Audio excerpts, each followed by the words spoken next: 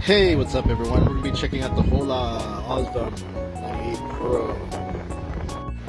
A lot of pink.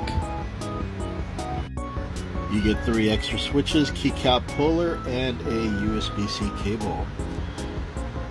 Interesting here, sharp tools make great work. So for those who really like a pink and black keyboard, this one looks actually pretty cool. Although there's a little typo here. Instead of competition, they put competition. That's a big typo actually.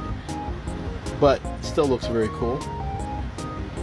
So this keyboard is tri-mode, Bluetooth, 2.4 gigahertz wireless, and USB Type-C.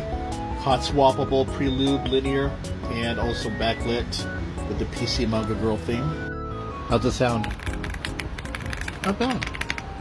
For Gasket, not as heavy as others, but okay.